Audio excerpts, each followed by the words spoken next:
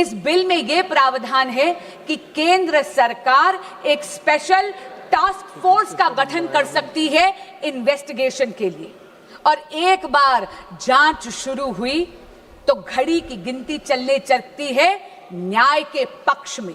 क्यों?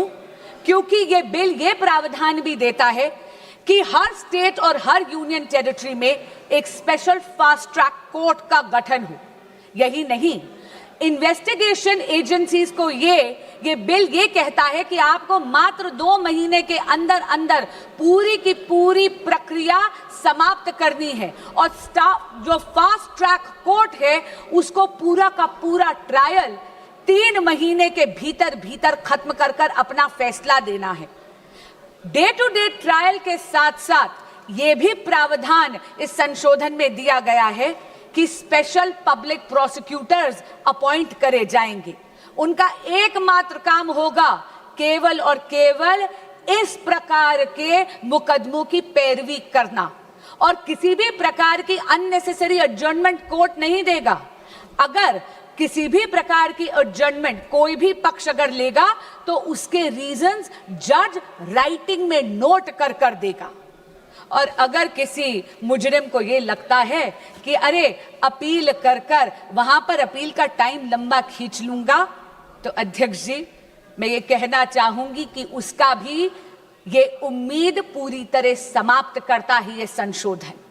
क्योंकि यह संशोधन यह कहता है कि appeal directly division bench of high court को जाएगी, यानी कि जहां पर 2 जजेस न्यायपीठ पर बैठे हुए हैं, और अपील भी मात्र 3 महीने के अंदर अंदर समाप्त कर उसका फैसला सुनाया जाएगा। अध्यक्ष जी मैं स्वयं एक वकील हूं, हमें हमेशा एक लीगल मैक्सिम सिखाया गया, justice delayed is justice denied. यही आत्मा बन गया है इस संशोधन का, और इसके लिए मैं आदरणीय प्रधानमंत्री श्री नरेंद्र मोदी और एनडीए की सरकार को बधाई देती हूं। स्पीड के साथ साथ यह संशोधन सजा को भी और कठोर करता है। आप ये देखिए कि अगर साधारण अपराधी है तो उसको 10 लाख नहीं 50 लाख का जुर्माना देना पड़ेगा अब, और उसकी सजा भी 3 से 5 वर्ष की बजाय 5 से 10 साल तक बढ़ा दी गई है। अगर कोई सर्विस प्रोवाइडर इसमें जुर्म करता है तो उसका जुर्माना बढ़ाकर 5 करोड़ रुपए कर दिया गया है, और 8 साल के लिए उसको डीबार कर दिया जाएगा। और यही नहीं, अगर कोई क्रिमिनल ऑर्गेनाइजेशन इसमें है, कोई संगठित अपराध इसमें अगर पाया जाता है तो मिनिमम फाइन 10 करोड़ रुपए कर दिया गया है, और जेल का टर्म 7 से 10 वर्ष कर दिया गया है। And therefore, Speaker Sir, this amendment protects merit, it preserves fairness and safeguards the dreams of India's youth. It provides for expeditious investigation. It provides for time-bound trial procedures while reinforcing institutional accountability across the entire examination ecosystem.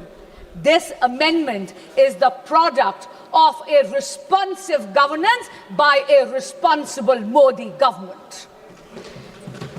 But Speaker Sir, this reform is not in isolation. अध्यक्ष जी, प्रधानमंत्री श्री नरेंद्र मोदी जी तो वो नेता हैं जो youth lead development का मूल मंत्र देते हैं विकसित भारत के संकल्प को सिद्ध करने के लिए, और इसीलिए परीक्षा में चर्चा कर उन्होंने अपने व्यक्तिगत समय का निवेश करा है इस देश के युवाओं में। उन्होंने तो ये सुनिश्चित करा है कि हमारे देश का बच्चा एग्जाम वॉरियर से एग्जाम वॉरियर बन जाए। पिछले 12 वर्षों में शिक्षा के क्षेत्र में मोदी सरकार के अथक प्रयासों से रिफॉर्म एक्सप्रेस चल रही है। आप देखिए 12 सालों में अध्यक्ष जी, medical colleges and medical seats have doubled, दुगनी हो गई है उनकी संख्या। यही नहीं, आईआईटीज अब 16 के बजाय बढ़कर 23 हो गई हैं, IIMs 13 से बढ़कर 21 हो गई हैं, functioning AIIMS all India institute of medical sciences अब 7 नहीं, मोदी सरकार के कार्यकाल में 7 से बढ़कर 20 हो गई हैं। यही नहीं, नंबर ऑफ यूनिवर्सिटीज भारत में मोदी जी के कार्यकाल में 60% से ज्यादा हो गई हैं, बढ़ गई हैं। As far as higher education enrollment statistics are concerned, अध्यक्ष जी, 91 लाख एडिशनल स्टूडेंट्स अब हायर एजुकेशन के इंस्टीट्यूट्स में एनरोल करते हैं, जिसमें से 50 लाख महिला स्टूडेंट्स हैं, फीमेल स्टूडेंट्स हैं। और हाँ, एससी स्टूडेंट्स की एनरोलमेंट तो 44% हो गई है। एसटी स्टूडेंट्स की संख्या बढ़कर 65% हो गई है। अध्यक्ष जी, ये विस्तार केवल अफसरों का विस्तार नहीं है, ये सामाजिक न्याय का विस्तार है। लेकिन मोदी सरकार ने रिफॉर्म्स को केवल इंस्टीट्यूशंस तक सीमित नहीं रखा, डिजिटाइज कर यह सुनिश्चित कर दिया कि दीक्षा के माध्यम से एजुकेशन हर बच्चे के मोबाइल फोन तक पहुंच जाए। ईट पाठशाला के माध्यम से पूरी की पूरी लाइब्रेरी अब बच्चों की हथेली में है। CUET जैसा एडमिशन प्रोसेस के लिए एग्जामिनेशन लाकर एडमिशन प्रोसेस को और ज्यादा पारदर्शी यानी ट्रांसपेरेंट बना दिया। और NEP 2020 में भारत की एजुकेशन सिस्टम को रिजिड स्ट्रीम से मुक्त कर दिया गया है। यदि कोई स्टूडेंट बायोलॉजी के साथ साथ म्यूजिक पढ़ना चाहता है तो उसको अब अपनी प्रतिभा में किसी एक सब्जेक्ट का चयन करने की जरूरत नहीं है, क्योंकि नरेंद्र मोदी जी ने यह सुनिश्चित कर दिया है कि प्रतिभा ना परिस्थितियों की अधीन होनी चाहिए और ना ही एजुकेशन स्ट्रीम्स की मोहताज। अध्यक्ष जी, जब अफसरों का विस्तार होता है तो उसके साथ साथ उन अफसरों की निष्पक्षता भी सुनिश्चित करनी अनिवार्य है। ये अमेंडमेंट बिल 2026 का यही सुनिश्चित करता है। अध्यक्ष जी, इस सदन में पिछले 2 वर्षों से मैंने देखा है कि बहस तथ्यों पर होनी चाहिए, बहस नैरेटिव पे नहीं होनी चाहिए, बहस प्रमाणों पर होनी चाहिए, बहस पूर्वाग्रह पर नहीं होनी चाहिए। इसीलिए मैं ये जरूर कहना चाहूंगी आपके माध्यम से विपक्ष के साथियों को, सबसे पहली बात तो बेल सरकार नहीं, इस देश का कोर्ट देता है और लोकतंत्र में judiciary is independent of the executive and the legislature. दूसरी बात मैं ये कहना चाहूंगी, कांग्रेस के साथी और विपक्ष के कुछ साथी एक नैरेटिव बिल्ड करने की कोशिश कर रहे हैं, जैसे कि पेपर लीक की समस्या, एग्जाम कॉम्प्रोमाइजिंग की समस्या केवल और केवल 2014 के बाद पैदा हुई है। अध्यक्ष जी, मीडिया की रिपोर्टों का अगर हम सच माने तो विपक्षी दलों के जहां जहां पर शासित राज्य हैं और पिछले जब 1 दशक था, जब 2014 से पहले कांग्रेस लेड यूपीए सरकार था, तब 1 नहीं 2 नहीं बल्कि टोटल 22 बार पेपर लीक होकर कैंसिल करने पड़े। उनमें से कांग्रेस लेड यूपीए सरकार के अधिकार क्षेत्र में आने वाले 6 ऐसे एग्जामिनेशंस हैं जो सीधा केंद्र सरकार के नीचे आते थे। अध्यक्ष जी, AIIMS PG examination 2006, ICAI CPT examination 2007, CLAT 2009, Railway Recruitment Board Examination 2009, AIEEE 2011, SSC CGL Examination 2013, ये सारी की सारी पेपर लीक तब थी जब विपक्षी दल सत्ता में था, यानी कांग्रेस लेड यूपीए गवर्नमेंट थी। अब मैं राज्यों के कुछ आंकड़े आपको देना चाहूंगी। राजस्थान में जब कांग्रेस की सरकार थी तो REET, RPSC, senior teacher recruitment, police constable examination recruitment, forest guard recruitment, CHMO recruitment exams leak हुए।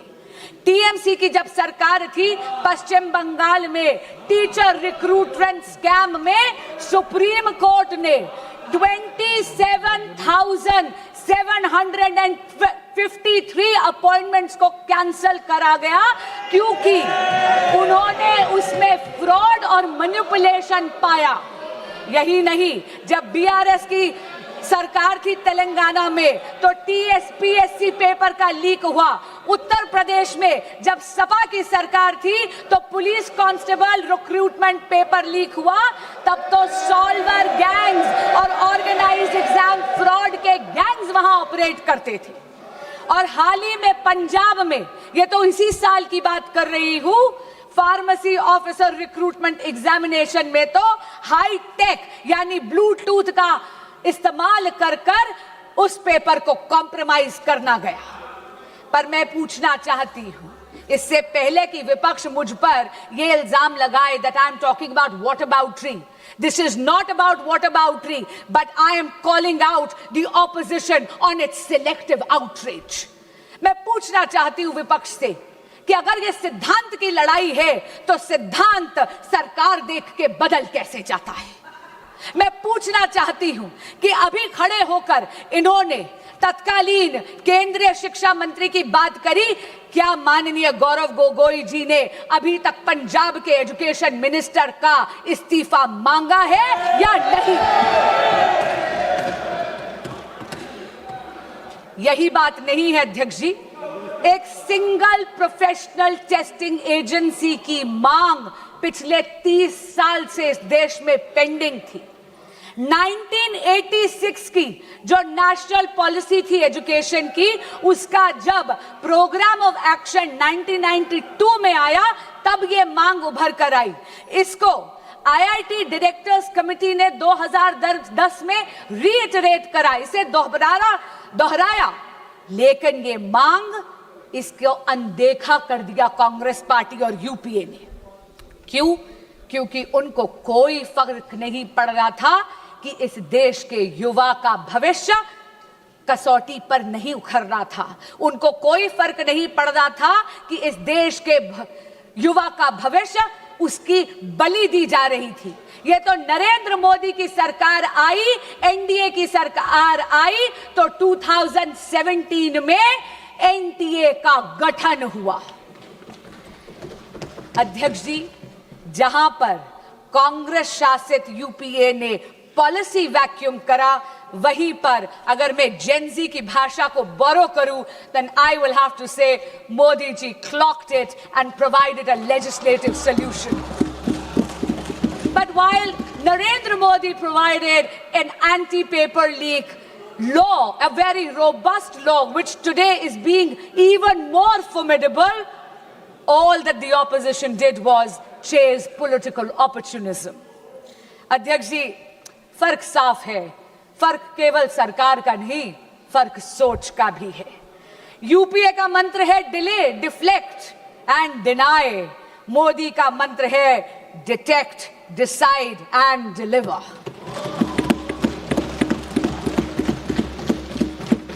इनका ये रवैया देख के अध्यक्ष जी, कवि दुष्यंत की 2 पंक्तियां मुझे याद आती हैं।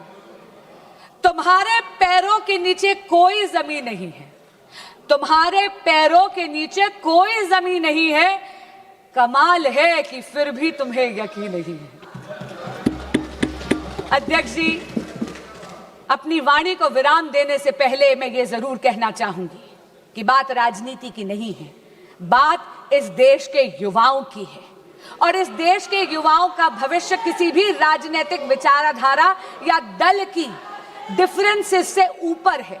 और इसीलिए मैं यहां से, इस सदन के पटल से, हर प्रकार के एग्जामिनेशन माफिया को चेताना चाहूंगी कि आप इस सदन के संकल्प से बड़े नहीं हैं। और आज आपके माध्यम से अपील करना चाहूंगी विपक्ष के साथियों से और सदन के एक एक सदस्य से कि सर्वसम्मति से आज इस संशोधन को पारित करिए। अब ना कोई पेपर बिकेगा, ना किसी का सपना झुकेगा। जो युवाओं के भविष्य को लूटेगा वो सलाखों के पीछे रहेगा। जय जगन्नाथ। बहुत बहुत धन्यवाद।